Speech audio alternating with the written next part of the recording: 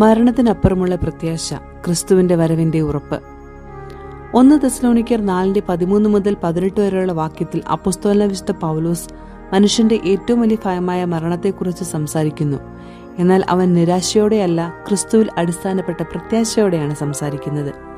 അവൻ പറയുന്നു, നിങ്ങൾ അറിയാതിരിക്കരുത്, പ്രത്യാശയില്ലാത്തവരെ പോലെ നിങ്ങൾ ദുഃഖിക്കാതിരിക്കേണ്ടതിന് ഈ സത്യം നിങ്ങൾ അറിയണം. ഇത് വളരെ പ്രധാനപ്പെട്ട സത്യമാണ്. ക്രിസ്ത്യാനികൾ ദുഃഖിക്കരുത് എന്നല്ല, നമ്മുടെ ദുഃഖം പ്രത്യാശ നിറഞ്ഞതാണ് എന്നുള്ളതാണ്. ഈ പ്രത്യാശയുടെ അടിസ്ഥാനം എന്താണ്? യേശു മരിച്ചവരിൽ നിന്ന് ഉയർത്തെഴുന്നേറ്റു എന്ന് നാം വിശ്വസിക്കുന്നു. യേശു ക്രിസ്തുവിന്റെ ഉയർപ്പ് ക്രിസ്തീയ വിശ്വാസത്തിന്റെ കേന്ദ്രമാണ്. അവൻ മരണത്തെ ജയിച്ചതിനാൽ അവനിലുള്ളവർക്ക് മരണം അവസാന വാക്കല്ല.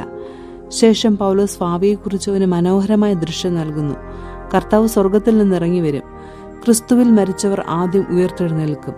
ക്രിസ്തുവിൽ മരിച്ചവർ നഷ്ടപ്പെട്ടവരല്ല, അവർ അവനോടൊപ്പം ഇരിക്കുന്നു. ഒരു ദിവസം നാം എല്ലാവരും ഒന്നിച്ചുകൂടി കർത്താവിന്റെ സന്നിധിയിലായിരിക്കും. ഈ ഭാഗത്തിന്റെ ഏറ്റവും വലിയ വാഗ്ദാനം, അങ്ങനെ നാം എപ്പോഴും കർത്താവിനോടുകൂടി ഇരിക്കും. ഇതാണ് ക്രിസ്തീയ പ്രത്യാശ. മരണത്തിൽ നിന്ന് രക്ഷപ്പെടുക മാത്രമല്ല, ക്രിസ്തുവിനോടുള്ള നിത്യ സഹവാസം ലഭിക്കും എന്ന സത്യം.